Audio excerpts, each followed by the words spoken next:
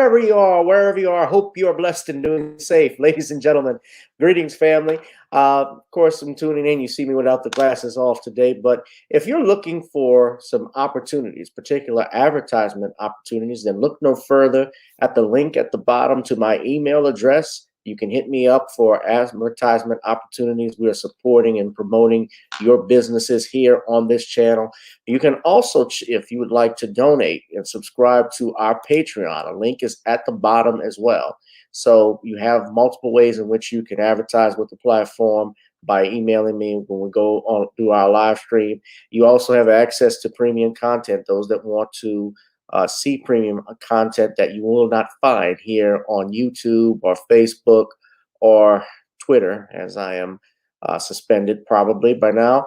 You guys can check out the Patreon at link at the bottom. But advertisement opportunities, definitely email me, gavin.grich1@gmail.com for rates. And for the Patreon, it is the same as the YouTube channel. It is channel gboot2786. All right, I'll holla. Peace. I'm attorney Gavin Richard. I grew up here in New Orleans, so I know how important family, friends, and community are to us. And helping others has been a lifelong passion of mine. If you've been injured in an accident, you may be out of work and faced with large medical bills. You'll need someone to fight the insurance companies so that you can get on with your life.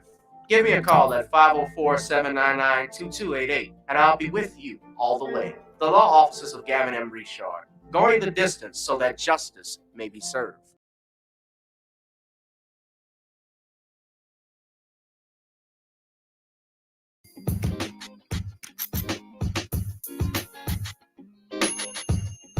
Hi, I'm attorney Gavin M. Richard. Check out my latest book, The Commonwealth of Pennsylvania versus William H. Cosby Jr., The Destruction of Due Process in America. For approximately 2 years now, I have gone on a painstaking quest to investigate the rise and fall of an American icon, Bill Cosby. In the mid-1980s, there was not a star that was higher than Cosby. Advertisements with Coca-Cola, Jell-O, Kodak, along with the #1 television show for 5 straight years in a row. On Thursday nights, it was must-see TV on NBC. Cosby resurrected the genre of the traditional family sitcom that was once thought dead by television critics. He did this as a Black American with an all-Black cast and showed mainstream network executives in white America that it was possible to be successful without showing the worst in people. He also demonstrated the power that television had, as it can make younger people dream to be the best that they can be. However, like many celebrity stars, unfortunately, they all come crashing down, sometimes by their own fault, others not so much. In this book, I attempted to highlight certain things. We go in depth into both of his trials in 2017 and 2018, respectively. What if I told you that these criminal trials were politically motivated by an overzealous district attorney? Will you also be shocked to learn the attacks on Mr. Cosby did not start in 2014, but also in the 90s, not long after his attempted quest to purchase a major network? From where did all of these allegations of sexual misconduct come from? Were the accusers telling the truth? In the 2 years of research, with some help from others interested in learning the truth and facts about this case, we discussed both the legal reasons why his prosecution and trial were illegal, unwarranted, and also the possible personal motives as to why this may have occurred. Most importantly, we warn about the dangers of prejudice and why trial by social media, or mainstream media rather, should never be the norm. All this and more in The Commonwealth of Pennsylvania versus William H. Cosby Jr., The Destruction of Due Process in America. Available on Amazon this fall in Kindle and paperback format.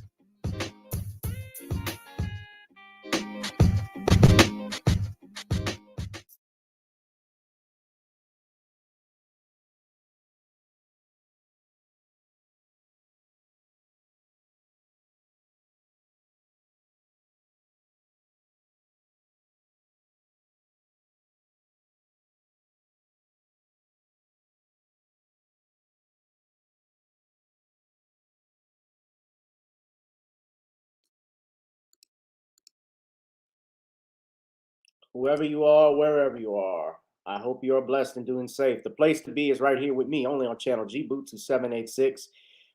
This is Gavin Richard with Gavin Richard Presents. If you're joining us live, we're on YouTube channel G Boot 2786, on my backup channel, Gavin Richard, or if you're on Facebook at my official name and my Twitter account, which is Gavin Rich 2786. Thank you, ladies and gentlemen, for joining us. Of course, you see at the bottom, subscribe to the Facebook page at Commonwealth Cause, at Commonwealth Cause, ladies and gentlemen. So we're going to go ahead and get started. We have our special guest, Bishop Gerald Scott, who will be joining us soon. We will talk about, of course, the following topics, ladies and gentlemen. Happy birthday, MLK Jr. But who was the real Dr. King? Jasmine Guy throws shade at Bill Cosby, and Lisa Bonet and Jason Momoa head for Splitsville. All this and more, ladies and gentlemen, on this broadcast. We also want you to check out NawniesCreoleBlends.com. That is the spice and season company. NawniesCreoleBlends.com. Try it on chicken, meat, or fish. Nawnies goes great with every dish. And you can check out Nawnies at the following website right here, ladies and gentlemen, NawniesCreoleBlends.com. NawniesCreoleBlends.com. Also, if you could, go to the shopping cart right there. You can purchase some of your Creole seasoning blends you see right here. And you just got to finish it and hit order, or continue shopping rather, and we'll ship you some Nawnies. All right. The other thing we have as well, we want you to download and check out our songs, Get Video Soul, and Gotta Get On Up, which are available on Spotify, Apple, and iTunes. Video Soul is my latest release. I have some more songs, of course, that I still work on to this day, but we got Gotta Get On Up, which is our theme song, ladies and gentlemen, for the show and always. So sit back, relax as we discuss the following topics, and Bishop Scott will be joining us real soon, ladies and gentlemen. So shout out to the chat room. Shout out to all in the chat. Let us begin, shall we?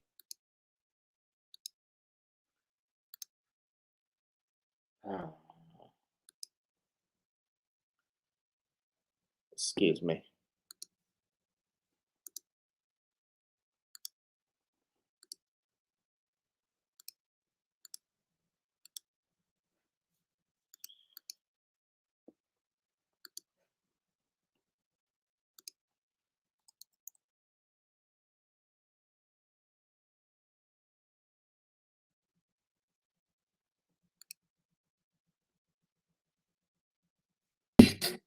Girl, come on. Gotta dance to the beat, cause on the dance floor is where we'll be. Show me what you got.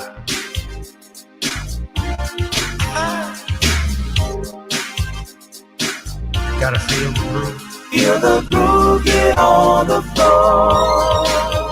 Get on the. Right now the party's wasted. There's nothing much to do. But once the groove gets started, tell me, what do you have to lose? Just look into my eyes, girl, as we glide across the room. And what to my surprise now, the beat takes hold of you. Now if you're feeling like I'm feeling, so come on baby, let's start dealing. Time to get this party started. Ain't no time for the broken hearted. When the rhythm takes hold of you, there's only one thing left to do. Cause the beat is really moving. Time to get your body moving. Gotta get on up and move your body. Cause when the beat is really grooving, it's time to feel your body moving. Gotta get on up and shake something. Feel the groove, get on the floor. Get on the. Tell the DJ play the whispers. Rock steady in the mood. Put on Earth, Wind, and Fire. Tonight we're gonna groove. Show me how you do the four corners. Electric slide or two.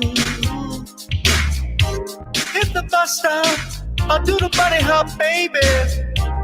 It's really up to you.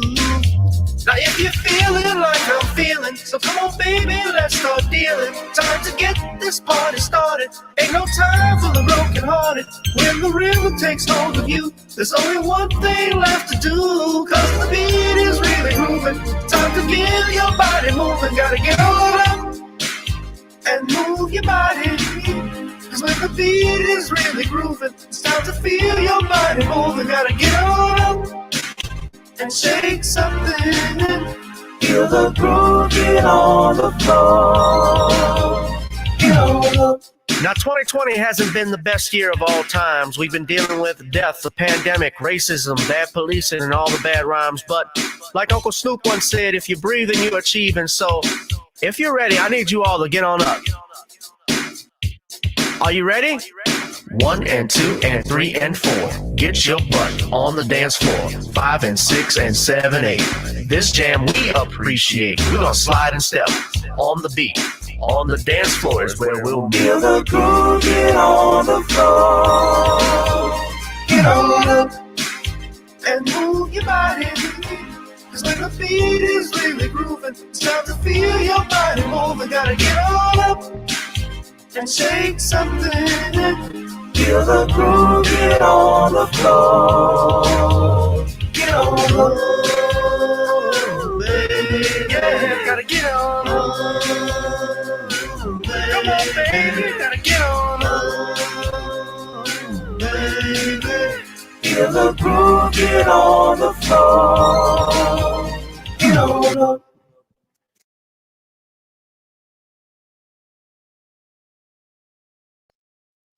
Feel the groove, get on the floor. Gotta get on up. What's up, everybody? Welcome to another edition of G-Boo 2786. Gavin Richard presents here on YouTube, as well as Facebook and on Periscope. And let us go ahead and bring in our special guest, Bishop Gerald Scott. Bishop, of course, is the host of Real Talk with the G-Man on Wednesdays at 6 o'clock Eastern Standard Time. Hello, Bishop. How are you? Good evening, Brother Richard. How you doing? I'm doing fine, sir. I hope you are staying warm. Yeah, well, we got the snowstorm up this way now. Yeah. It's moved on up to Pennsylvania now. So we're bracing for this snow ice experience. Well, we had, as always, when it gets closer to here, it's just rain. Although it could be cold rain from time to time, it just depends. Some areas I know further north of us got some sleet and snow, but it's just dry cold here, which is what tends to happen. But Right. Yeah. And I do want to welcome you to the couch, since I saw your Philadelphia Eagles lose to the Buccaneers this afternoon. Yeah. Right Thank here, you. us Saints fans, the Who Dat Nation. But congrats nevertheless on a good season. So we had a winning season, I could say that, but it was we had a lot to overcome with injuries and COVID. My goodness, I mean, one game we had practically all of our starters were out. You had replacement players in there. I know, yeah. It was that way throughout the league at various times, even in Philadelphia. I know the Philadelphia-Washington game had to be postponed because most of the Washington team was came down with the COVID. They didn't postpone it for us. They said, no, y'all gonna go ahead and take this ass with it. So excuse the expression. But that's what it was with the Miami Dolphins. But let's go ahead, Bishop. Let's get started today. But again, I want to thank you for tuning in and welcome to One Who Cares, B1 Beauty Supply. How you doing, sister? I might have to talk with you if you sell beauty supplies for real. I would have to get with it because we need more Black-owned beauty stores, especially to separate from those who don't. Those that don't celebrate us, but like our dollars, if you know what I mean. You're about to say something, Bishop? Yeah, I was going to say I'm barely able to hear you. I may switch to my iPad or something because I can hardly hear you. Let me see what I can do. Beauty Supply, please leave your contact info in the comment. If you have the email address, that way I could reach you. That would be perfect. But can you hear me now, Bishop? Yeah, a little better. Okay, yeah. But let's go ahead, Bishop. We're gonna get started. Of course, this is a holiday weekend for everybody. This is Monday is Martin Luther King Day, which has been a holiday since 1983, which was signed into law by Ronald Reagan. Of course, had he lived, yesterday would have been Dr. King's birthday. He would have been 93 years old had he lived. Now, I put this topic up on who was the real Dr. King. Because often, Bishop, and we've seen this where everyone focuses on the 1963 March on Washington, the I Have a Dream speech that my 4 little children will one day sit in a nation where they won't be judged by the color of the skin, but the content of their character, which is true. Uh, but then there was also another side of Dr. King that people ignore. Mainstream media likes to ignore, for instance, the fact that starting in the late 1960s, when he was around 1967, he began pushing for a poor people's campaign. He began asking for reparations, and most importantly, he started to challenge the military industrial complex with the Vietnam War. The year to the date of his assassination, he gave a speech called Why I'm Opposed to the Vietnam War. Now, Bishop, just to ask you right quick, do you remember where you were when Dr. King was assassinated on April 4th, 1968? Well, actually, I was in high school. I was in my senior year in high school when he was assassinated, so I remember it very well. We were told by way of the intercom that he had been assassinated. It was a devastating thing for us, certainly. I was in a predominantly black school, so we were really taken aback. In fact, we were let off the school that day and was given really a few days off for those who wanted it. But I went to school the very next day, and my teacher, there wasn't nobody but just maybe about 2 or 3 kids in my particular classroom. And the teacher asked me and the others, but he asked me in particular, why did I come to school, since it would have been legal and fine for me to have stayed home. And I told him that Dr. King would have wanted me in school. He would have wanted me to keep on studying, keep on learning, keep on matriculating so that I would be who he wanted me to be in my life. And so I thought it was a testimony to him, not to stay home and watch cartoons or stay home and lay in bed or stay home and play with my toys or whatever, or my games. There was no Nintendo and all that, and Atari. It was really Atari during that particular time. I just thought it was more of a testimony to and a legacy to him to go to school. Yeah. And so we know it was a devastating time here in Philadelphia and elsewhere. People began to riot. We were fixated on all of that. People really were upset about this, taken aback greatly by it. And I like what you said, how Dr. King really evolved over the years.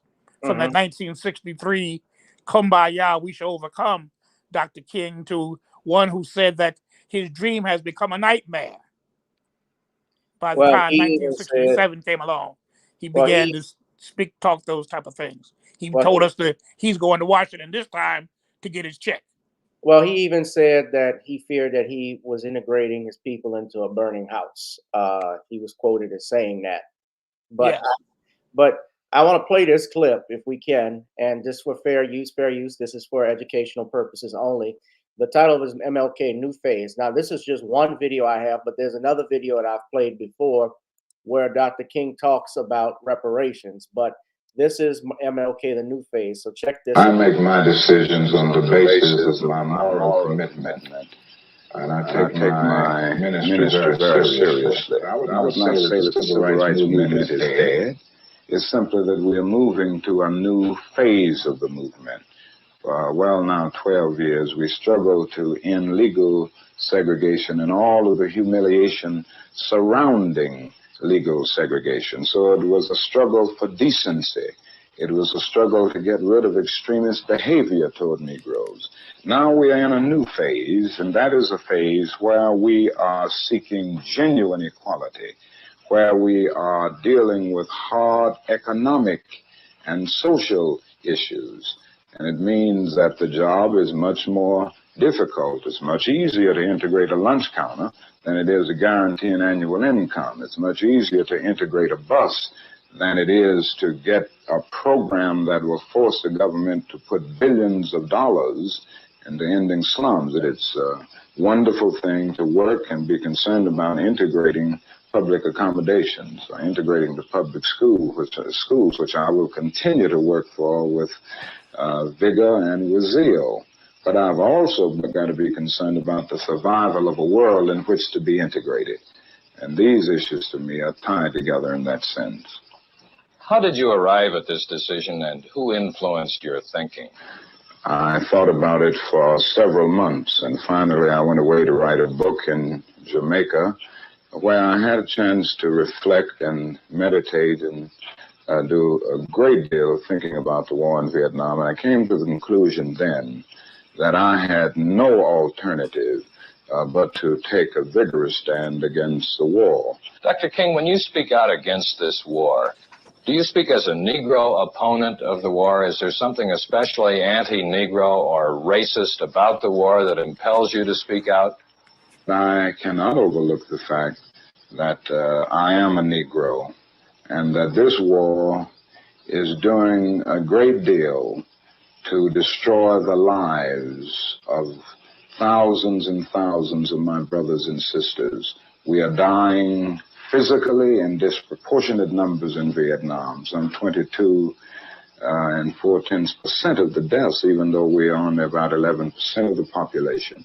The other thing is that we are dying spiritually and psychologically in disproportionate numbers at home in the ghettos. And I think the war itself accounts for our constant spiritual and psychological death here at home. I weighed the criticisms that I would get. I thought about even the fact that some Negroes wouldn't understand, and some respectable Negro leaders who are more concerned about being invited to the White House than invited to the cause of justice would be against me.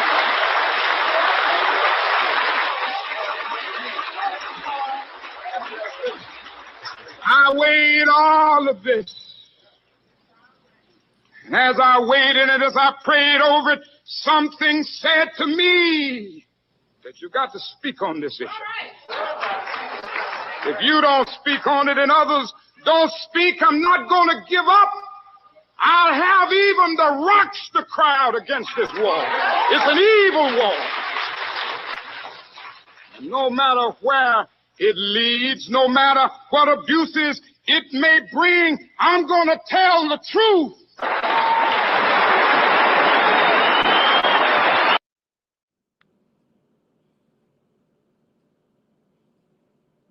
All right, so that was one of the clips, of course, and you heard him say in that sermon how some Negro leaders were more concerned about going to the White House than them telling the truth. I can only think of what's happening now, how Dr. King's words ring so true, because I see that. And the first person I thought of was Clyburn, Bishop Scott. I think of Clyburn. I think of the John Lewises, and John Lewis and Elijah Cummings and all of these so-called black leaders. And yes, I know that John Lewis and Elijah Cummings are deceased, but I did not care for them in their records politically. And politically, they were awful, if we're just telling the truth. Dr. King, yes, he taught and preached nonviolence. He was going to do that as a strategy. However, he got frustrated, of course, near the end and upset at the conditions his people were living in and what was going on at that time in 67, 68, the escalation of the Vietnam War that changed Dr. King. Now, I just have one more clip, if I could, Bishop, and I'm going to get you to comment, but I do want to talk about Dr. King where he talked about coming for the check. If I can find it, I had it here. Okay, so it's only a 1-minute clip. At the very same time that America refused to give the Negro any land. Through an act of Congress, our government was giving away millions of acres of land in the West and the Midwest, which meant that it was willing to undergird its white peasants from Europe with an economic floor. But not only did they give the land, they built land-grant colleges with government money to teach them how to farm. Not only that, they provided county agents to further their expertise in farming. Not only that, they provided low interest rates in order that they could mechanize their farms. Not only that, today, many of these people are receiving millions of dollars in federal subsidies not to farm, and they are the very people telling the black man that he ought to lift himself by his own bootstraps. And this is what we are faced with, and this is a reality. Now, when we come to Washington, in this campaign, we are coming to get our check.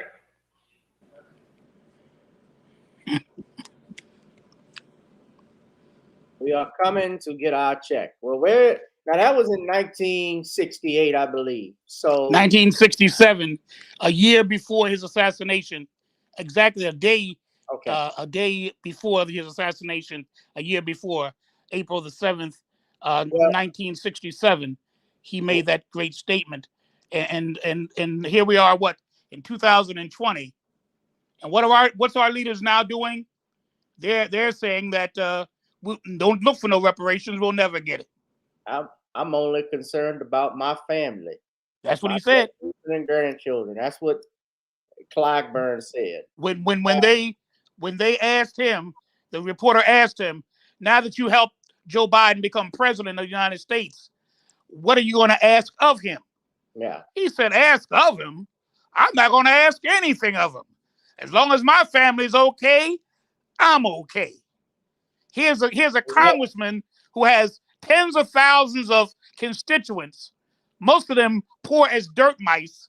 He has the poorest district in all of South Carolina and one of the poorest in the whole United States. And instead of him saying, well, I'm going to make sure that my folk are taken care of, I'm going to demand from the president that certain things are done on our behalf. No, he says, I ain't going to ask them nothing. As long as my family's okay, I'm okay. And this is the same man, Bishop, who has been fighting recently for getting monies for the American Indians. He actually stood in Congress talking about a new land grant for American Indians, fighting for illegal immigrants. So every other group you can fight for, but not your own people. Yeah. And I have to say this, I blame some of our people. I don't say elders, I say olders, because people that keep re-electing this nonsense time and time again, this is what we get. This is what we do. And, but the approval ratings for Congress are just as low, if not even lower than the presidency and the White House. I remember at one time, it was about the percentage of a shoe size. That's how low it was. People have just as much faith in Congress than they do the presidency, and it's very little. But yeah, Clyburn recently helped Native Americans with their reparations, but he's saying, I'm opposed to that. Why you keep re-electing this man? And he's getting benefits. Those once you become a member of Congress, as you know, Bishop, you get health care for life. Oh yeah. Well, having these people are living in $4 million homes, receiving salaries of $275,000. That's all a congressman get. Yet they're living in $4 million homes. How can you have a salary of less than a quarter of a $200 and some $1,000, $275,000 to be exact, and yet you're living in $4 million homes? How is that possible? No. The only way it's possible is that you're getting kickbacks and you're getting money from other sources to keep you voting the way you're voting and continue to ignore your own people while you're progressing and while you're moving up economically into the stratosphere, and your people are getting poorer and poorer each time. And keep in mind, like you said before, this man has been in Congress for 30 plus years. Now, also remember this. in the House of Representatives, they are elected every 2 years. It's not like the Senate. The Senate is elected every 6 years. But in the House of Representatives, those persons are elected every 2 years. In November of this year, all 435 congressmen will be up for re-election. Every single one. Yeah, and yet, if you've been in some place for 30 plus years and you're reelected every 2 years, how many times have we voted, or the South Carolinian people voted him back into office? If you've been in it for 30 some years and you're up for reelection every two, how many times have they voted this man back into office time and time again? And they still remain the poorest district in the state and the sixth poorest district in the nation. And this is the Catawba Indian Nation Lands Act that was sponsored by Jim Clyburn as of March 8, 2021. And it says here, this bill ratifies and confirms the actions of the Department of the Interior to take into trust approximately 17 acres of land in Cleveland County, North Carolina, for the benefit of the Catawba Indian Nation. The land and let me say this too, Gavin. That tribe, those people, used to be bounty hunters that used to capture escaped slaves and send them back to their slave masters. That same tribe were used by white folk to be bounty hunters to bring African Americans, slaves, back to their masters. That same tribe that you're giving land to. Well, you had Native Americans.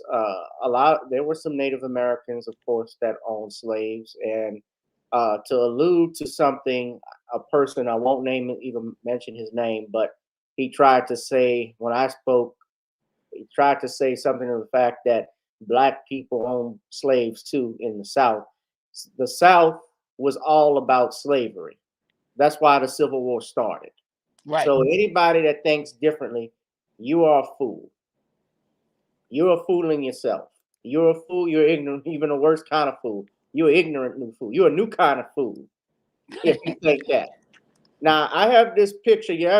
I have this picture of MLK III, Dr. King's seed, who's complaining. I don't know if you noticed, but him, along with Joe Biden and many other Democrats, have been complaining because they haven't passed this John Lewis Voting Rights Act bill, which is supposed to strengthen the Voting Rights Act of 1965. You know, everything that John Lewis talked about was rights to vote, or illegal immigrants. That's what his time in office was. My problem with it is that Miss Congressman Lewis, as was Congressman Cummings, they represented some of the poorest districts in Atlanta and Baltimore, respectively. I remember when Donald Trump made some remarks about Baltimore being rat infested and drugs in the community, and Elijah Cummings complained about it. But then 20 years prior to Donald Trump even being elected president, Cummings was quoted saying the same thing about his area. I look at Atlanta.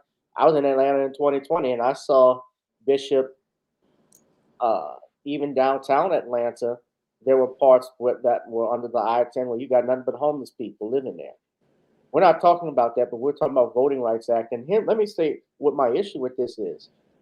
Yeah, the right to vote is important. But I think what has happened, sadly, is that people who sat in the civil rights movement, they didn't do more and just focused on civil rights and voting rights being the only thing Black people need to get by.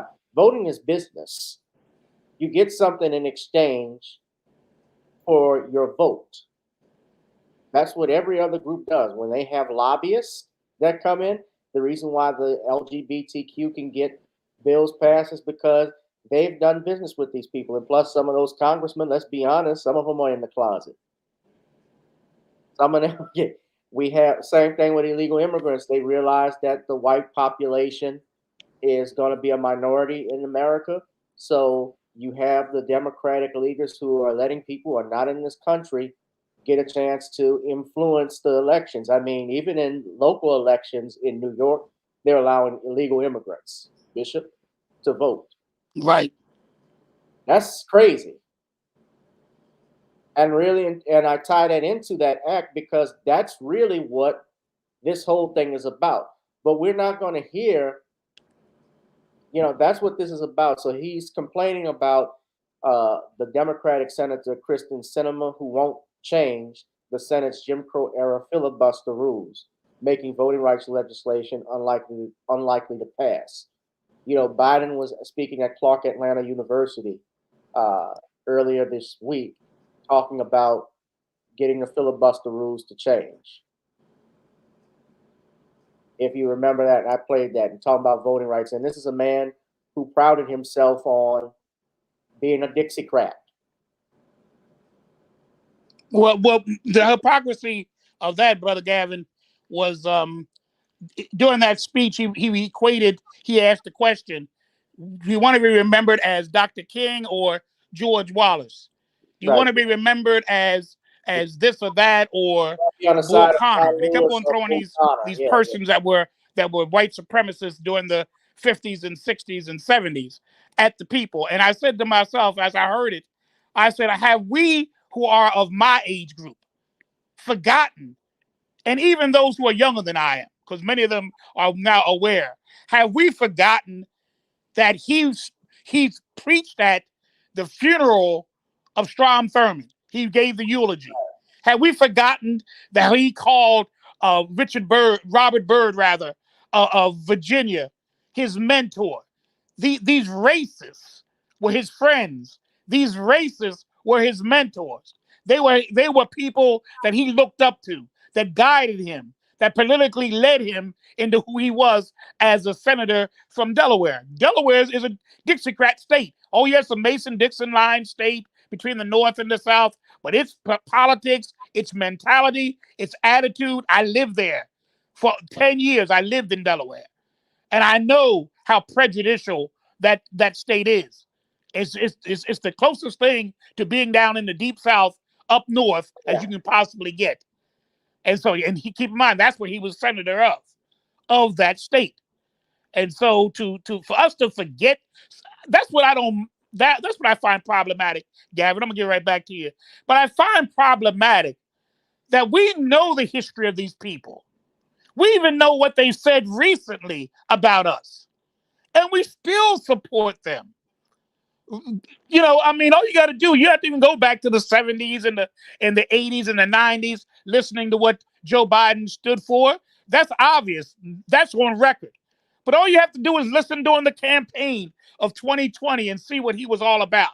He said, if you vote for Trump and don't vote for me, you're not black. He said that. When Ed Gordon asked him, what do you think about reparations? He said, I wouldn't even consider reparations unless it include Native Americans. That's your man who said that during the campaign. That's not the 70s Biden. That's not the 80s and the 90s Biden. That's the 2020 Biden. It was Biden that said these things. It was Biden that scolded those black leaders on that Zoom call. Talking about what I say, I mean, and what I mean, I say. There's going to be, don't come to us, meaning white folk, because the Latinos are going to be in the majority by 2030. You better go to see about them. This is the man you voted for. Kamala did the same thing when she was asked by a black female news person, when she was asked, well, what about reparations? What do you think the presidency should be doing in terms specifically for black folk? She said, if you mean that I will support anything specifically for black folk, no. No, she said, I'm not going to sit here and say I'm going to do anything. Okay, I like that. Go on, Gavin. No, that's what she said. That's what she said. And now it's coming out because a lot of people who formerly worked with her, you had all of those staff members that quit because Sanders. It was just a hostile work environment. She's very condescending. You saw how she talked to Charlemagne the God when he was asking her who runs this country. Mentioned Joe Biden, referring to the senator. Yeah, and she said, no, it's Joe Biden. Yeah, she talked to him like a little kid. But but then again, Charlemagne has always acted like that. I'm just saying this, but I saw him on a podcast with T.I. talking about how Joe Biden was even worse than Donald Trump because of his record and the things that he's done and said in the past. But he still encouraged black people to go vote for it. And what the Democrats want to lead us to believe that he won in a mandate. He didn't win by that. He won because of Trump.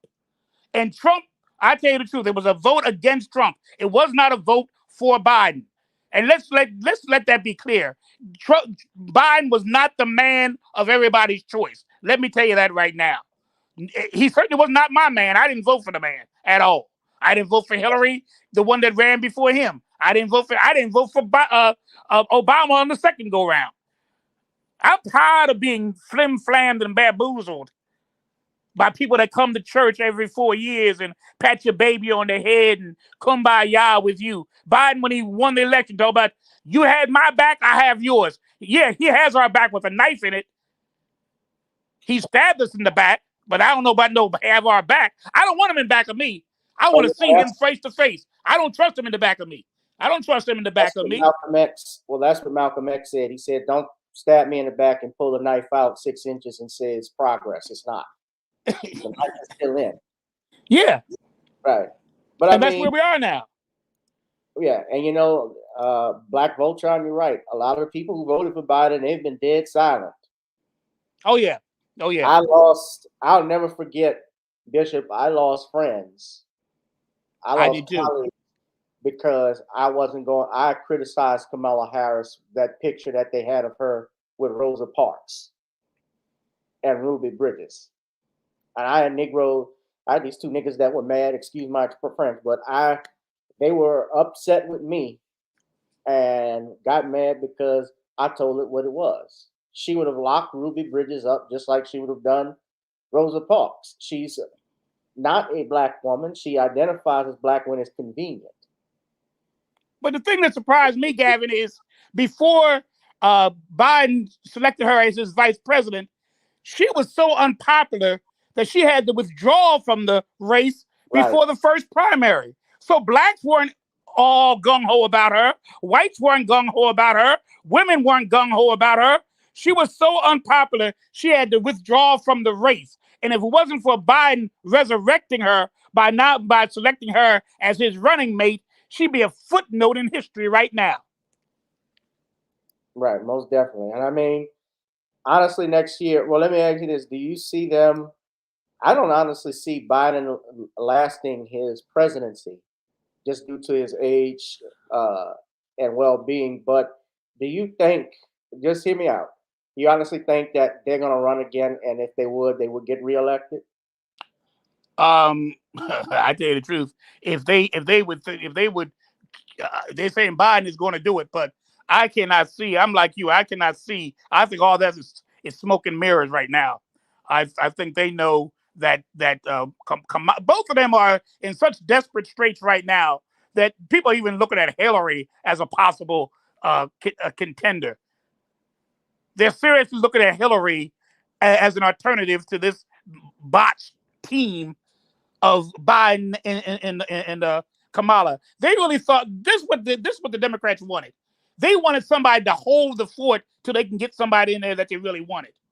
And they thought that Biden would go along with it and would just roll with the punches and sit there like a good old boy and just act presidential without doing anything presidential. What he did was this moderate, quote, moderate Democrat ended up leaning toward the more progressive wing of the party. And now he's become radical and doing some crazy stuff for a lot of folk and doing nothing for some other folk. The folk he never liked, he's been consistent. He's been consistent with our folk. He's been consistent with black folk. Didn't like us back in the 70s, the 80s, the 90s, the 2000s, the 2010s, the 2020s. And if he lives long enough to see 2030, which I doubt, he won't like us then either. So the Democratic Party has really abandoned them. I really believe that they're looking for an alternative team to go. Kamala Harris, forget about it. She's not going to be the vice president, become president. That ain't going to happen. No, I don't think that would happen either. And I mean, it's coming out.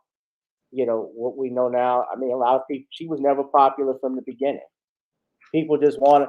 It was a vote. What you're saying is absolutely correct. It was just basically a vote.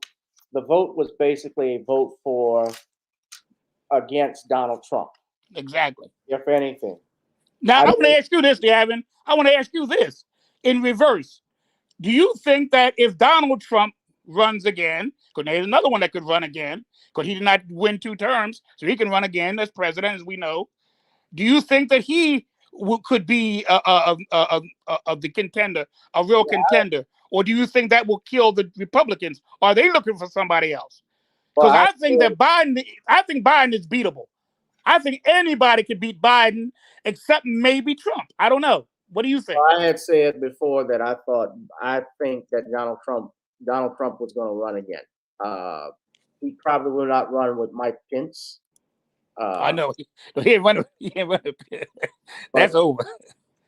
But I honestly think he would run again, probably even as an independent. He could run as an independent, although the reason why, and that's the thing, Donald Trump actually was an independent, but he was a Republican because, of course, as an independent, you have to come out of pocket yourself, paying for your money. Whereas if you're picked as the nominee and so forth, they'll fund all of that for you. So that's why he did it. Plus, a lot of states like Pennsylvania, he couldn't be on the primary. He couldn't run for the primary. Correct. In certain states, he couldn't be on the ballot in the primary. So he'd lose a lot of influence there.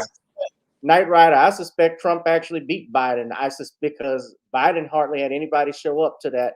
But I don't want to get into that because I don't want this channel to get shut down. And that was another thing. We have freedom of speech, but you couldn't speak on stuff like that. It's sad. It's sad. Jab, you can't speak on that. And let me say this and tie it in, because I want to move on to the next 2 topics. As far as Dr. King is concerned, yeah, it could be Trump and DeSantis. And yeah, I've heard they want DeSantis there, the Satan.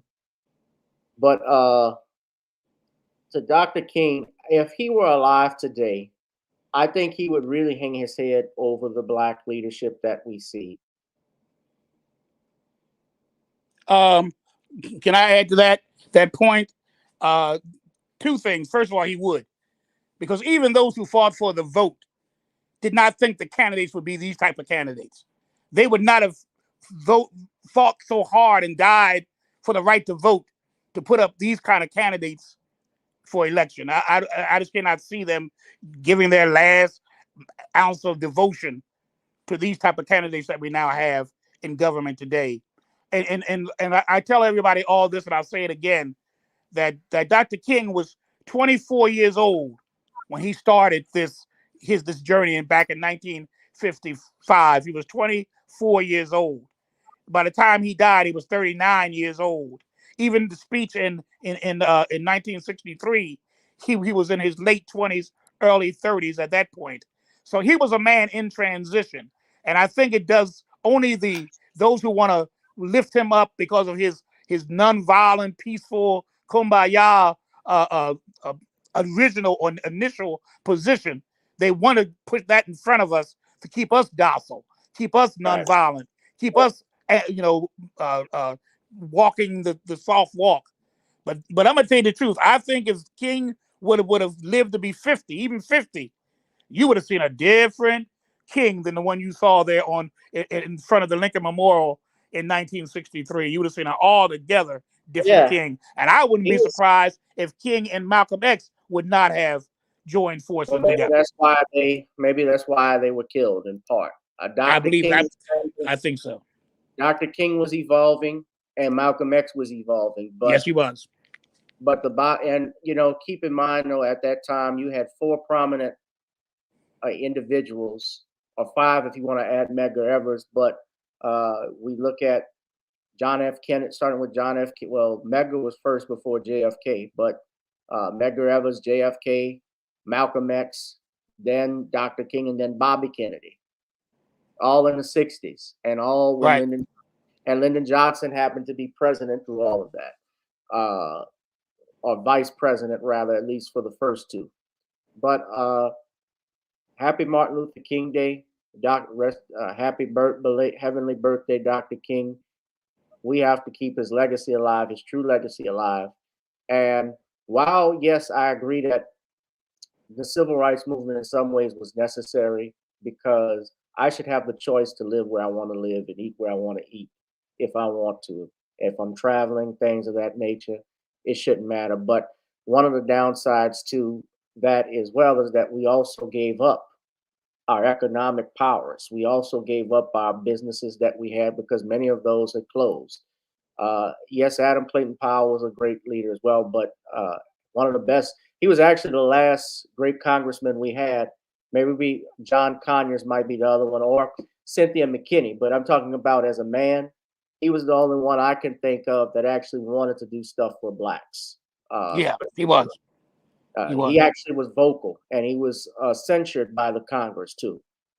But yeah, the CBC needs to be dissolved. The Congressional Black Congress. That's what it is. Congressional. Hit that like and subscribe button, ladies and gentlemen. Also hit that bell to get notifications when we go live. We're gonna move on to our next topic. It's gonna be a little bit lighthearted, Bishop, and that is talking about the divorce of Lisa Bonet and Jason Momoa. They're headed for Splitsville now. It's hard to believe that Jason Momoa was able to snag Lisa Bonet. He had to be almost a teenager by the time he met her. But my understanding, they had actually been together for 17 years and have 2 children together. So it's been reported that Momoa, who is filming the sequel to his hit 2018 movie Aquaman, has been in good spirits while on set after the couple announced that they were headed for Splitsville. A source told People. The actor, 42, was busy making a large portion of Aquaman and the Lost Kingdom in London last year since July, when he documented changing his hair to blonde for the superhero sequel. Momoa, who previously discussed sustaining injuries during the production, as well looked as if he was very chilled and enjoying himself with friends during the production aboard, per a source. Now, Bonet is 54 years old, and they have been dating since 2005. They share a daughter named Lola and a son, Nakoa Wolf, who's 13. So 14 and 13-year-old. And Lisa and Jason were married in October of 2017.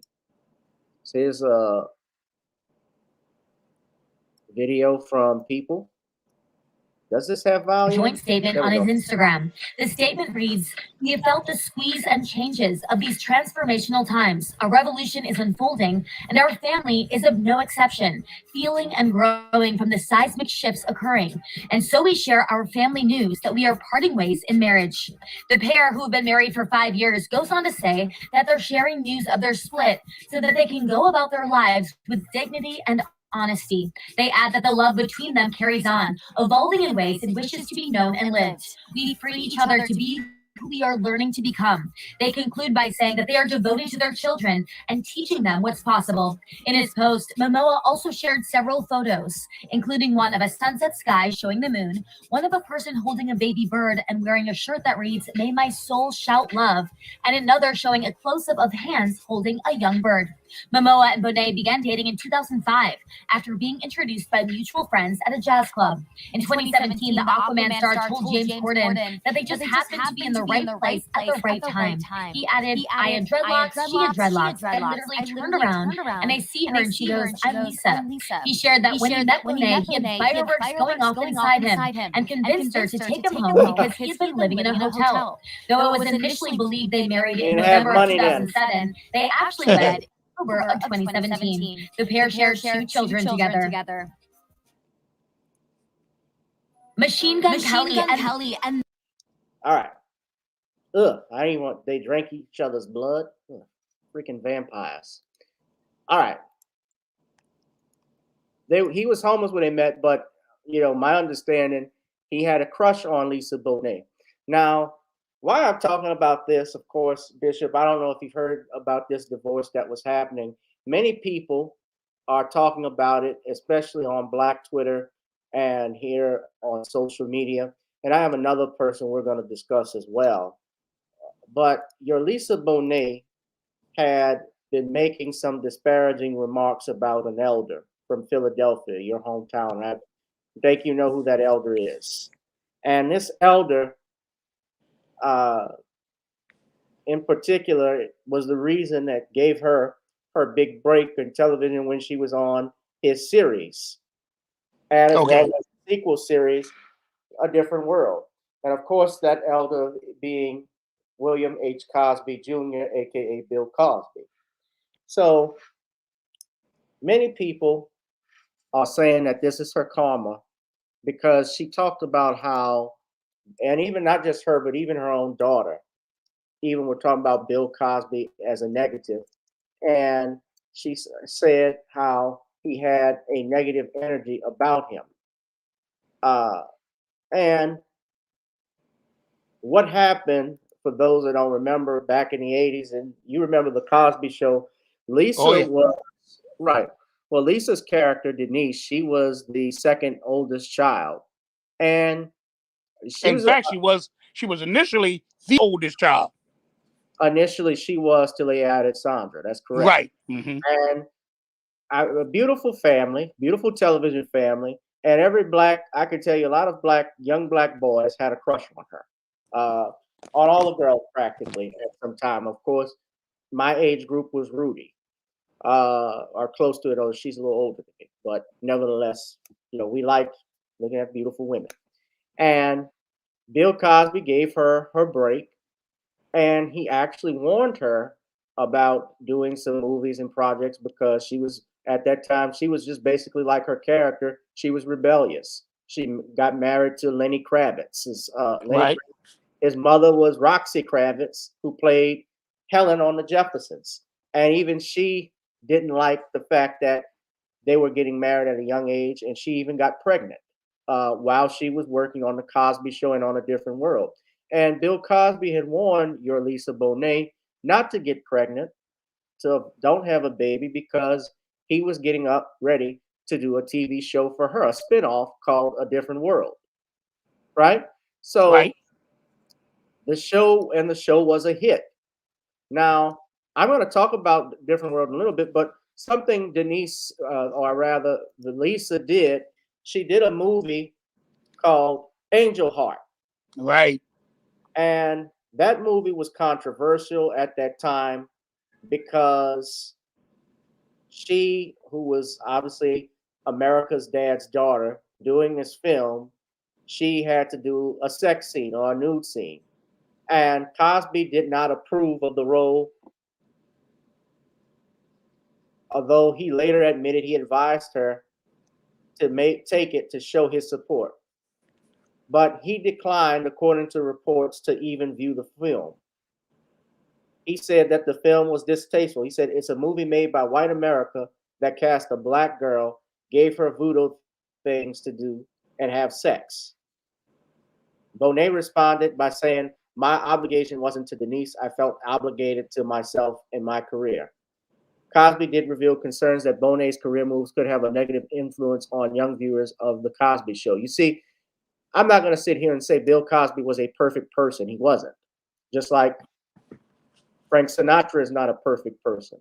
Frank Sinatra divorced his first wife to marry Ava Gardner. John F. Kennedy was having mistresses come in the White House. Sammy Davis Jr., Nat King Cole, was cheating on his wife. A bunch of Dean Martin. I could go on. The point being, yes, he had his faults, but he knew that there was a message that he had to send to younger viewers, particularly young black folks, with his TV show, because we got to be real, Bishop. Pop culture, people are influenced by what they see. People are influenced by what they hear. It means something. A lot of kids were happy, especially when I was a kid, and one of the things that made me want to be an attorney or inspired me was to watch Johnny Cochran on television during the O.J. Simpson trial. Hmm. So images do mean something. So that's Lisa with her then husband, Lenny Kravitz. She was pregnant, and Bill Cosby fired her. And your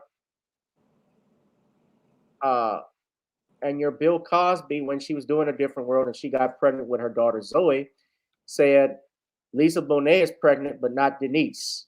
And so he fired her. Now she came out and said back in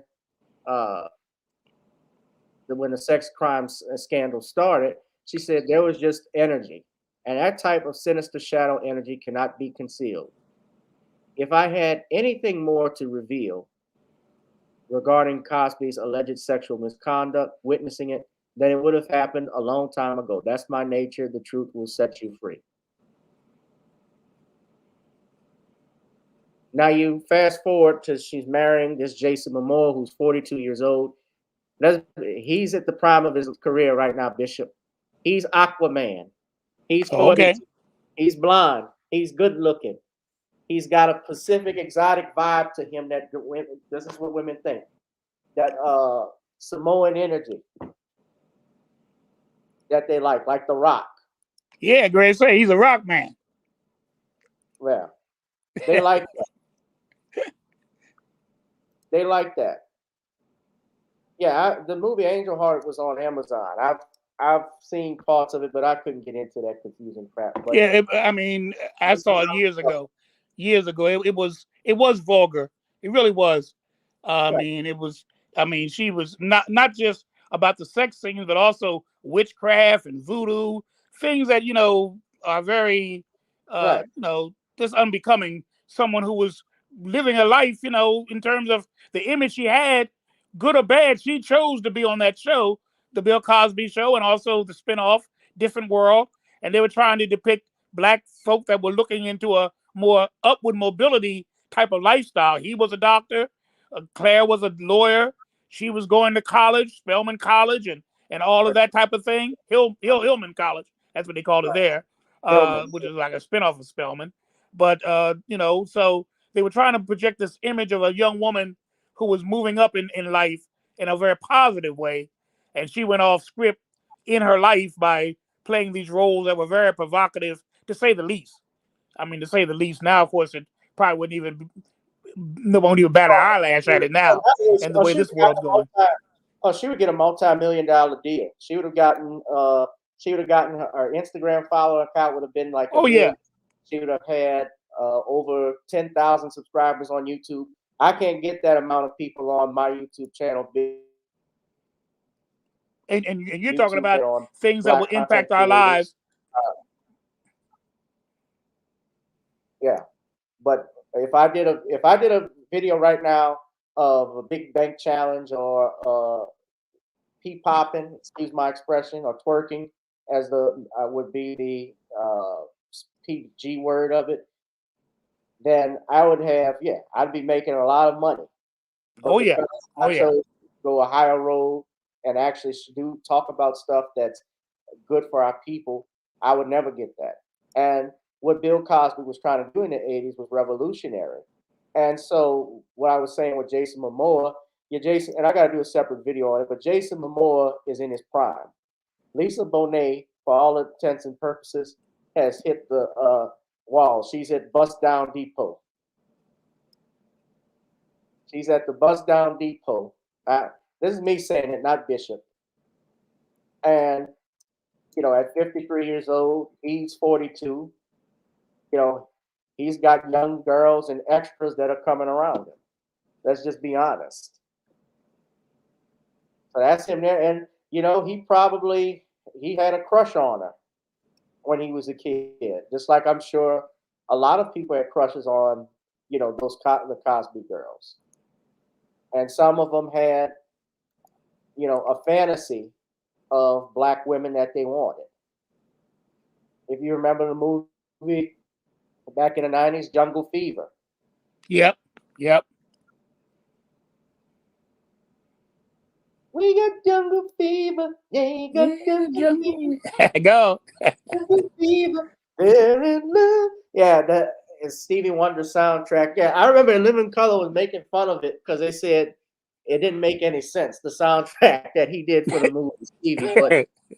But no, I remember that Wesley Snipes and Annabella Sciorra. Right. Who was the actress there.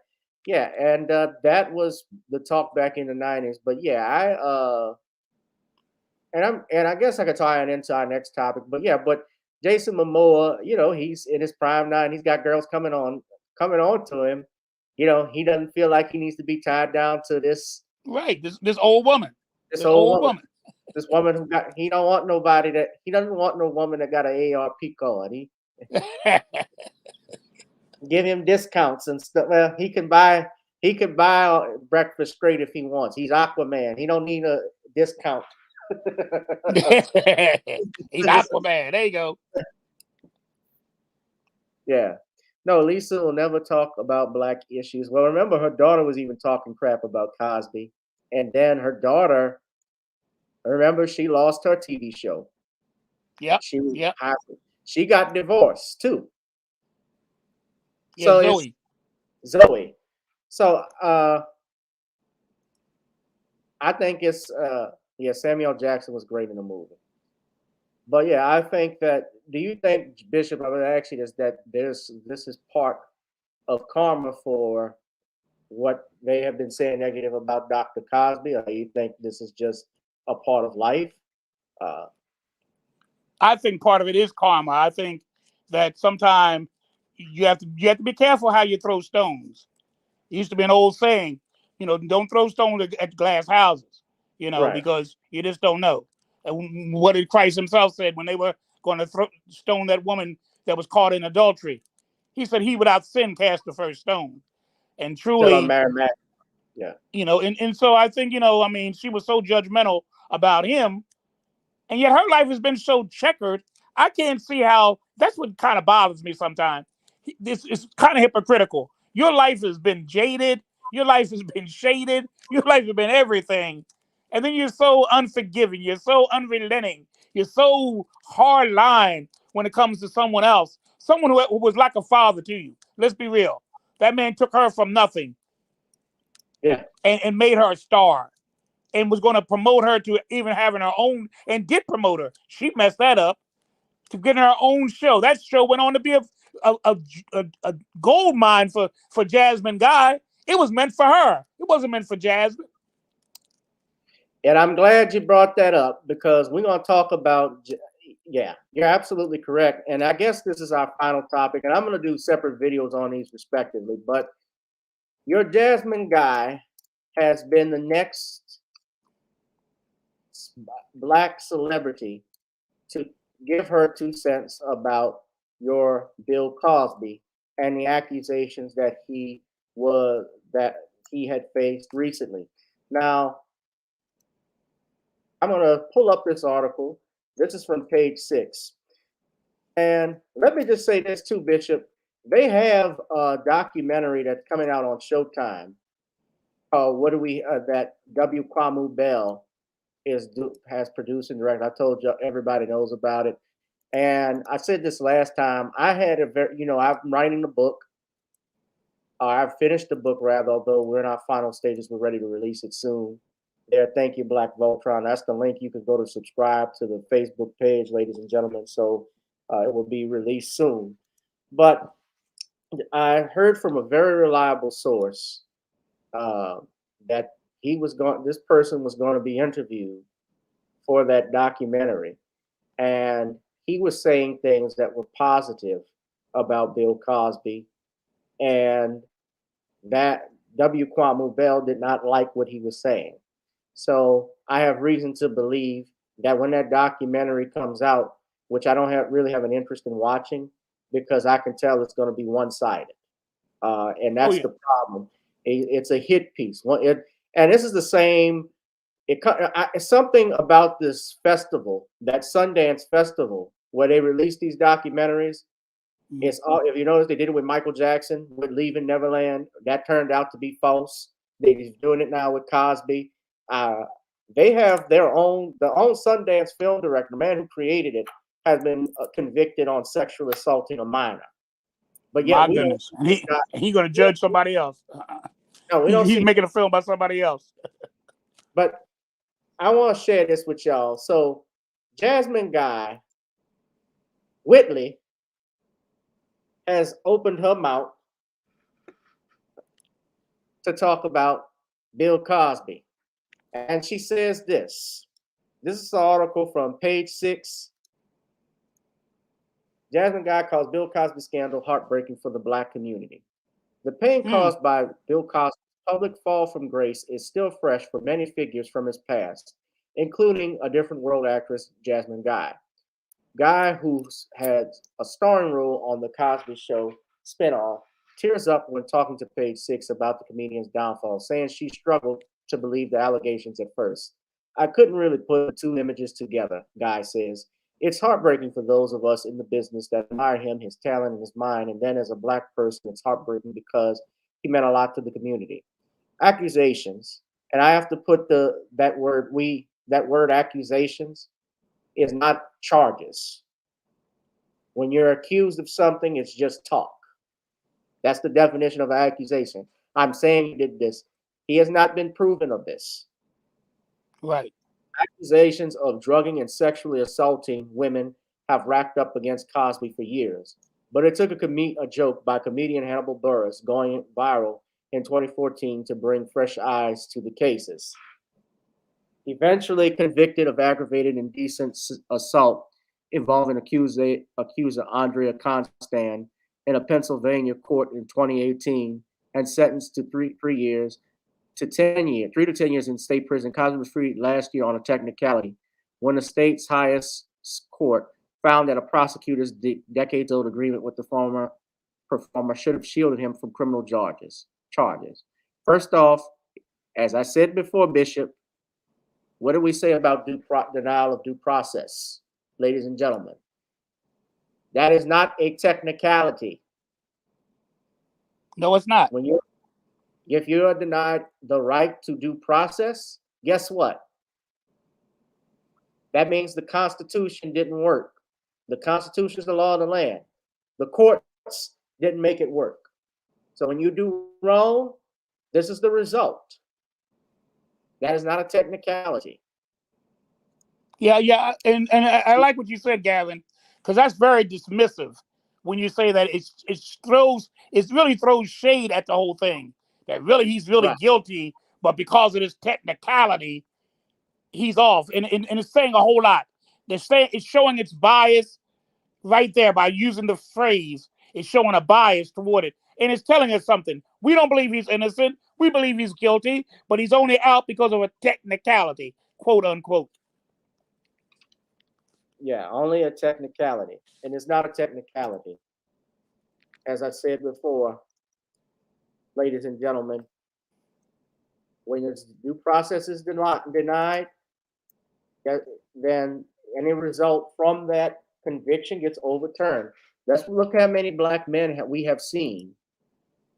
Even this Black woman recently who did crime. I saw an article, a Black woman did 27 years for a murder she didn't commit. And now she gets her life back. What can she go back to? Nothing. Not her old life. She doesn't have children. She probably, at her age, probably would never have kids, never be married, buy a house. Even when your conviction is overturned, they still will look at that negatively upon you. Oh yeah. Even if they say, well, the youngest, well, we know you didn't commit the crime and so forth. Yeah, your conviction is overturned, but you know what? Try and get.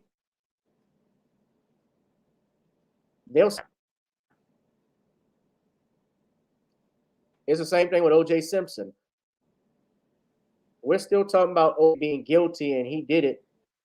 And this was in 1994, and the evidence he was not convicted. But you say, well, I'm white, because you're white and you say so, he should have been convicted. Well, that was because of Rodney King. It had a damn thing to do with Rodney King. But I want to go on and finish reading the article. Jasmine says, just try to understand the mentality, which is still baffling. She explained, I asked practical questions like, what pleasure do you get out of being with someone who's kind of out of it? She said that she had heard rumblings about Cosby's alleged abuses, but she first heard rumblings about it, and she had frank discussions with men in her life to gain some insight into this behavior. I don't expect people to be perfect, and I don't expect human beings not to falter. I just didn't understand. I don't know. there was a meanness behind it that I couldn't understand. Now, she only met Cosby, according to her, a handful of times because they filmed their respective shows on different time zones. For instance, the Cosby Show was filmed in New York at NBC Studios in New York, and Different World was shot in California. And he put his foot down for the AIDS episode that aired in the fourth season because NBC didn't want to do that. They never wanted to do anything deep we wanted to do. That deep. It was always a fight with them. We were always told we were number two because we came in between Cheers and Cosby. We were always told we stayed on air because Cosby's on the air. Our power was always diminished in Hollywood to the networks, to the powers that be. We were not treated as I saw other actors treated on other hit shows.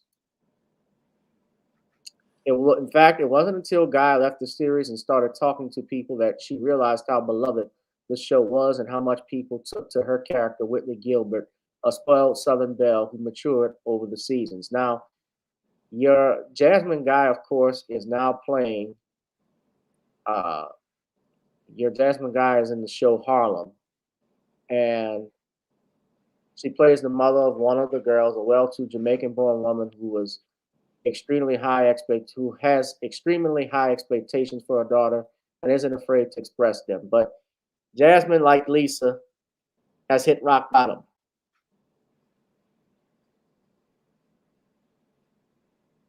So it says Guy has another project coming out of Amazon in February called The Lady Makers and explores the relationship between white and black women in the South. Now, her daughter Imani is on the TV show that's on this show. But I get so...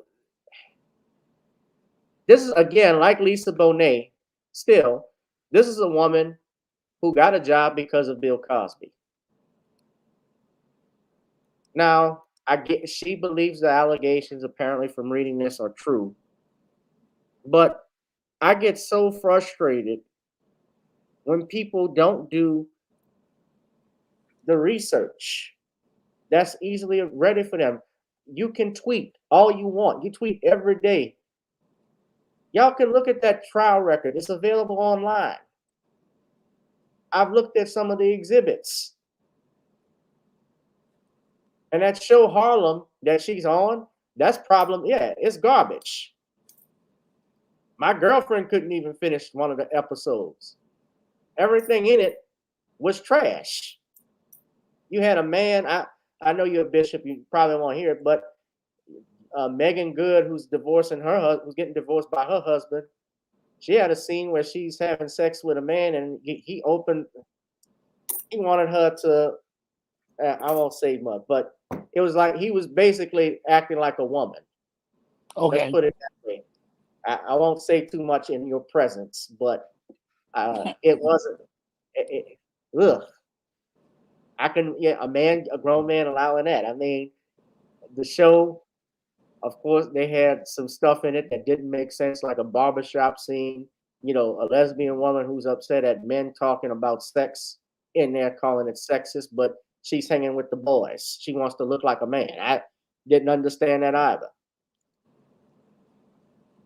But Jasmine, but to me, Gavin, if you listen to Jasmine, if you listen to Lisa, it seems more like it was based on sour grapes.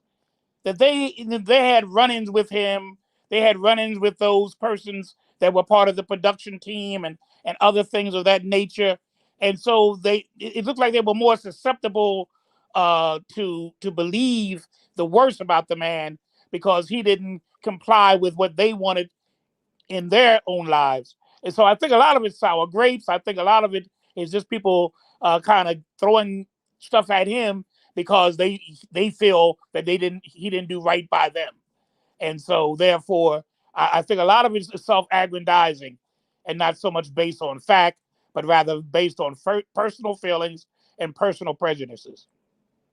Well, what it is that, yeah, there are people who are, like, for instance, you're absolutely right with that, with sour grapes, because D.L. Hughley and Earthquake, who, I respected as comedians, but D.L. Hughley was very adamant about his, time meeting Bill Cosby, and he was adamant, basically supporting his guilt, supporting what happened to him. Same thing with Earthquake. Although what Earthquake said when he was on Vlad TV, when they asked him about it, he was basically talking about how if Bill Cosby had his way, he would have gotten Def Comedy Jam canceled.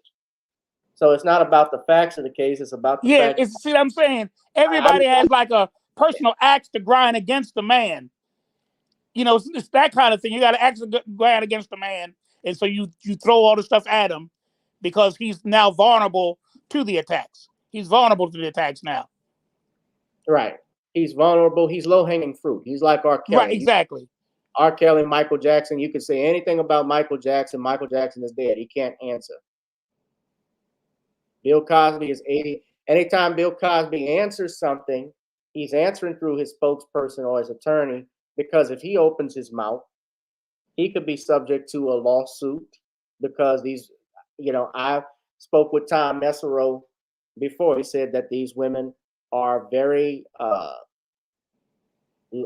trying to find the right word, but they're sue happy, I guess is a way to put it, anytime you say something.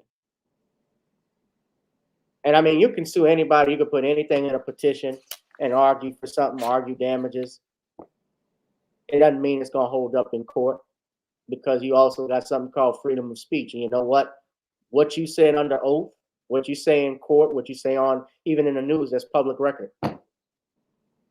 So if you said something and got caught saying the wrong thing, that's not on me. Right. It's on you. But yeah, but it seems I'm just I'm not shocked or surprised. It's usually people who are either past their prime that are saying stuff about Cosby, or it's a personal axe to grind. I didn't like the way he talked to me. I didn't like what he did here and that. It's not based on facts. Right. Like I said, you're talking about Def Comedy Jam. Def Comedy Jam was in 1992. We're in 2022, 30 years later. Still worried about 30 years ago. And guess what? He wasn't the only one that criticized Def Jam. A lot of people didn't like it. A lot of people. A lot of folk didn't like that. Well, even so, Bishop, I'll take it a step further. There were white people. There were some white comedians who were critical of Eddie Murphy.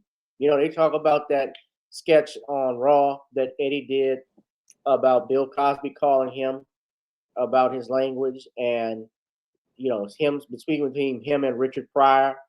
And with Bill, Cosby criticizing him about his language, people forget something. Rodney Dangerfield, and Eddie Murphy even said this, criticized Eddie for his language. Rodney Dangerfield, Lucille Ball even criticized Eddie. She said it was filthy. His comedy was filthy because why? The era they came from, how they came into comedy, just like Bill Cosby. If you wanted to make more money, if you wanted to survive in this business and go mainstream, you had to act a certain way. You had to appeal to a certain demographic, a certain audience. Right. It's the same thing with Motown. Motown Records had a etiquette class that Berry Gordy set up, where the kids not only knew, the artists not only knew how to dance and sing, that was one thing, but they had to know how to do media, how to do press.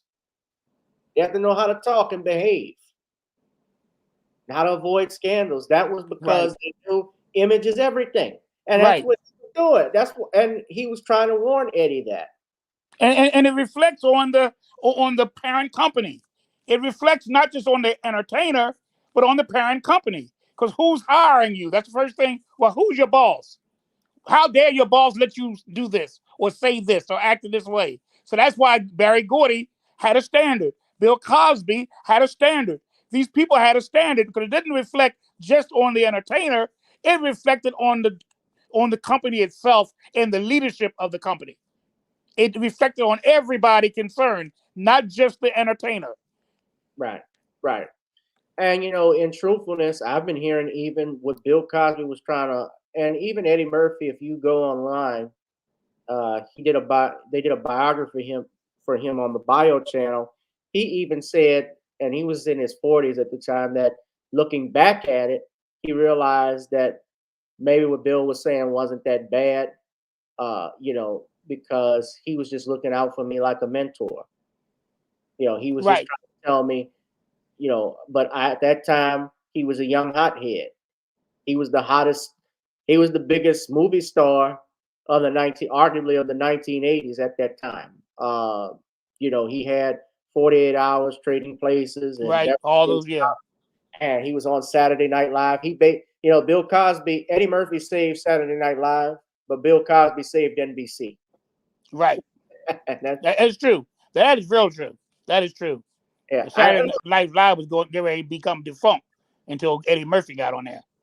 Yeah, and Bill Cosby saved NBC because NBC, yeah, exactly, he did. NBC was getting their butts kicked by CBS with Dallas, and you remember JR? Oh yeah, oh yeah, oh yeah. Knots Landing. Yeah, they were all Knots Landing, all those. That's right. They were all getting South Fork and all that mess. Yeah, that's right. They were getting killed. And look, I love Def Comedy Jam too, but you honestly think a person could talk about? But let's be real, Black Voltron. You couldn't go on national television on NBC, CBS, wanting to get a sitcom, and all your comedy was known for was saying, "I ate this and she ate that." Mm. And that's the point that Cosby was making. And even I saw, you can go look at this, what David Allen Greer said. There were times when he watched Def Comedy Jam and said, "Oh my God, this is setting Black people back 400 years." And that's a young, and at that time, that was a young man.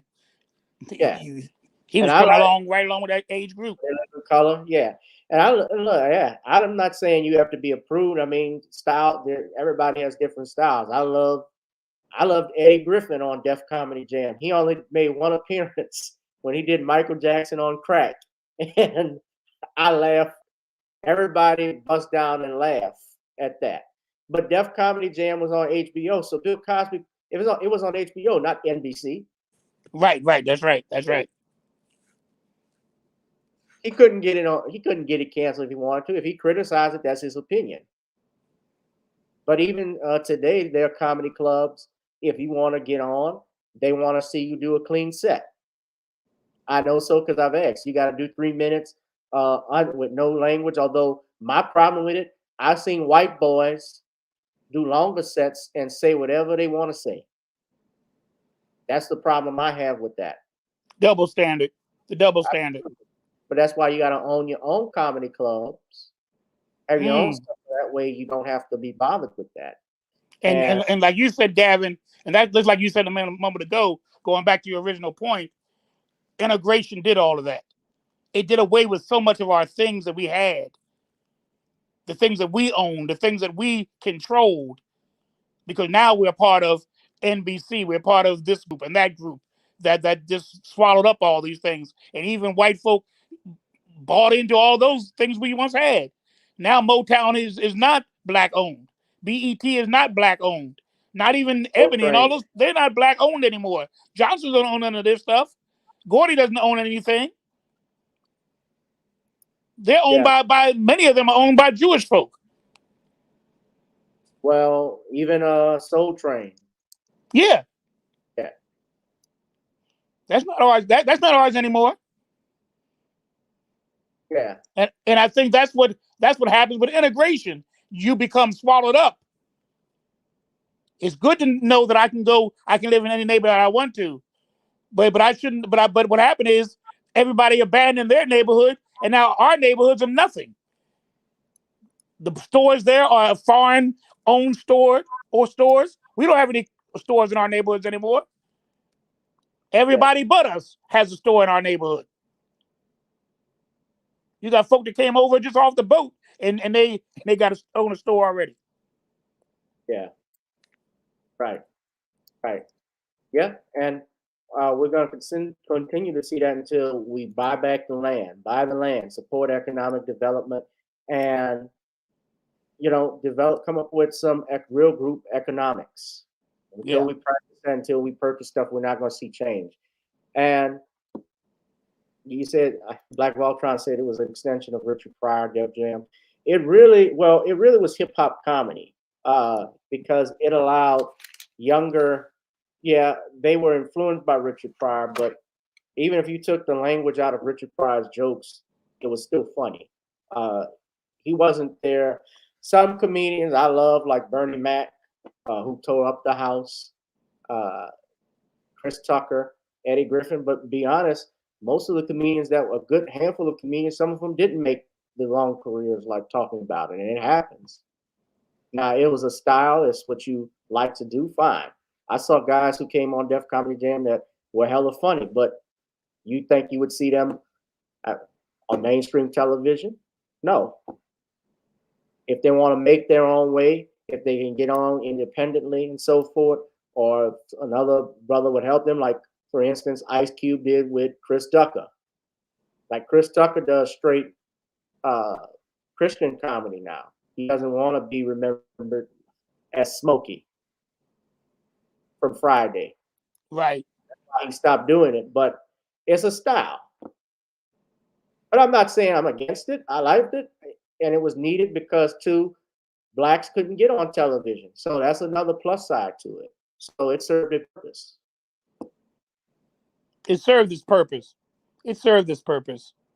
Yeah. It opened up doors for people like Martin Lawrence. It opened up doors for people just like you're saying, Eddie, so many people that have started out there. Yeah, a lot of people started out there. Bernie Mac, I mean, the Mac man, he was the best one out of it. Now just think about that. The people I mentioned, I can count them on hand, but you know, some of those other people you don't see on television, that doesn't mean they weren't good.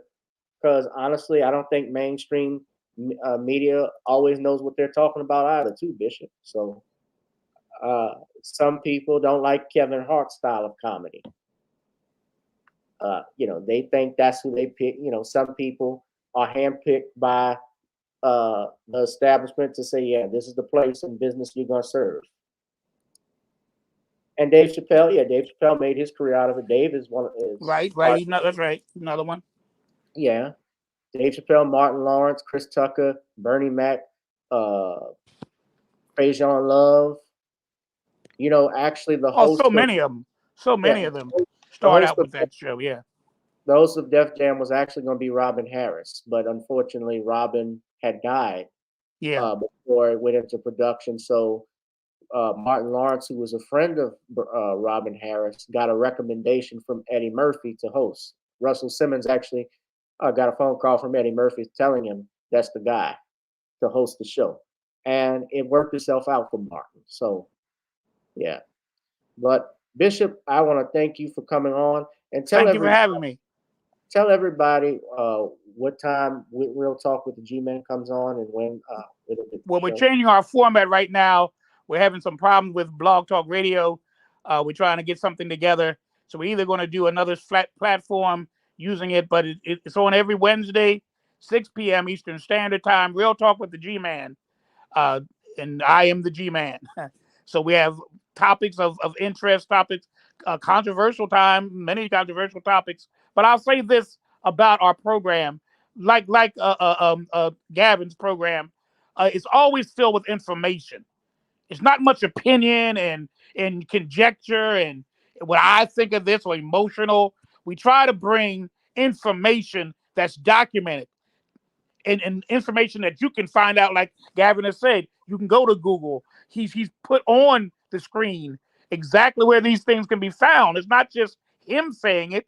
He's saying what has been evidenced, what has been proven to be factual, not just what he thinks about it. He has a commentary, but it's based on fact and not conjecture.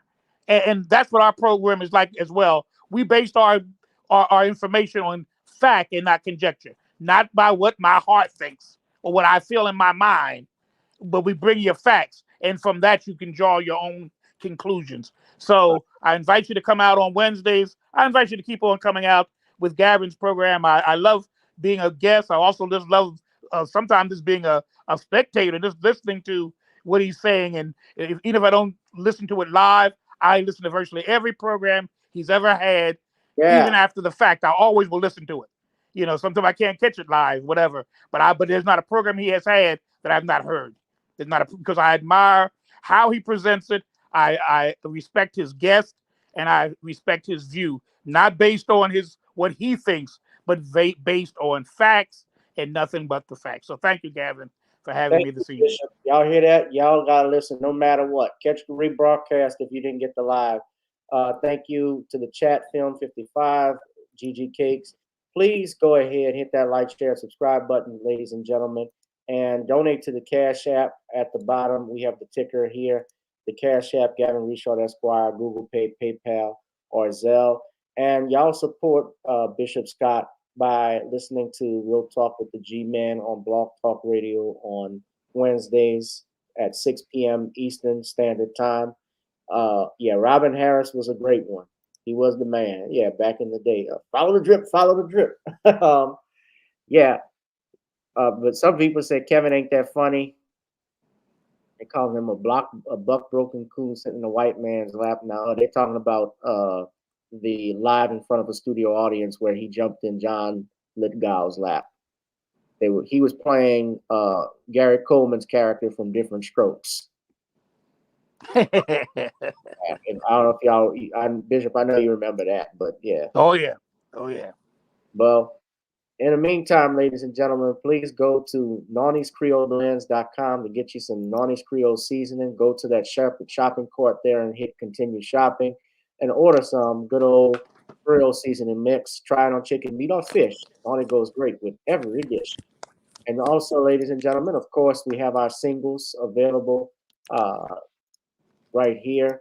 We have Video Soul and Gotta Get On Up, which are our singles that are available on Spotify, Apple, and iTunes. You can go ahead and buy any of those and support me, ladies and gentlemen. But please support the Bishop and his show. Bishop, do you want to give a Cash App right quick? Yes, $G William, capital G, capital W, G William 67. So that's $G William 67. Thank you. Thank you. Hello, Black Mama. Hello. I see Rosalind is not on here. B1 Beauty Supply, please send me your email if you can. That way I'll know about the beauty supply stuff we can talk about, because we need more Black-owned beauty stores and suppliers. So without that further ado, ladies and gentlemen, let's get on out here and get on up. I'll see you all next time on Tuesday. And again, you all, please give a get well soon to Nicole from Nicole's View. I know seems like she's recovering from COVID. I've actually spoken with her, but and I believe is going to be coming back live this week. But please wish her a get well soon. All right, ladies and gentlemen, I'm out. I'll holla. Peace.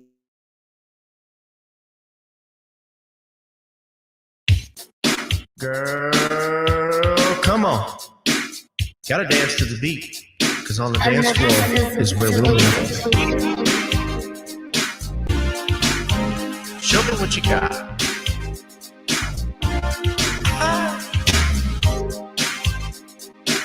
Gotta feel the groove. Feel the groove, get on the floor.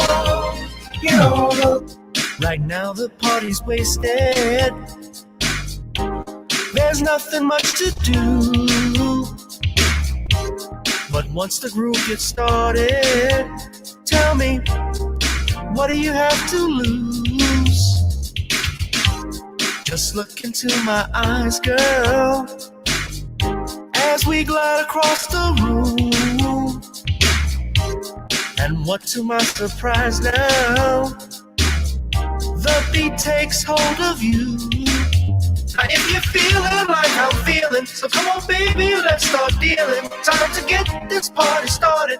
Ain't no time for the broken hearted. When the rhythm takes hold of you, there's only one thing left to do. Cause the beat is really moving. Time to feel your body moving. Gotta get on up and move your body. Cause when the beat is really grooving, it's time to feel your body moving. Gotta get on up and shake something. Feel the groove, get on the floor. Get on up. Tell the DJ play the whispers. Rock steady in the mood. Put on Earth, Wind, and Fire. Tonight we're gonna groove. how you do the four corners, electric slide or two. Hit the bus stop or do the bunny hop, baby. It's really up to you. Now if you're feeling like I'm feeling, so come on baby, let's start dealing. Time to get this party started. Ain't no time for the broken hearted. When the rhythm takes hold of you, there's only one thing left to do. Cause the beat is really grooving. Time to get your body moving. Gotta get on up and move your body. Cause when the beat is really grooving, it's time to feel your body moving. Gotta get on up and shake something.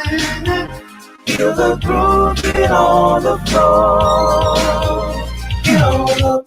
Now 2020 hasn't been the best year of all times. We've been dealing with death, the pandemic, racism, bad policing, and all the bad rhymes. But like Uncle Snoop once said, if you breathe and you achieve. And so if you're ready, I need you all to get on up. Are you ready? 1 and 2 and 3 and 4. Get your butt on the dance floor. 5 and 6 and 7, 8. This jam we appreciate. We're gonna slide and step on the beat. On the dance floor is where we'll be. Feel the groove, get on the floor. Get on up and move your body. Cause when the beat is really grooving, it's time to feel your body moving. Gotta get on up and shake something. Feel the groove, get on the floor. Get on up, baby. Yeah, gotta get on up. Come on, baby, gotta get on up, baby. Feel the groove, get on the floor. Get on up.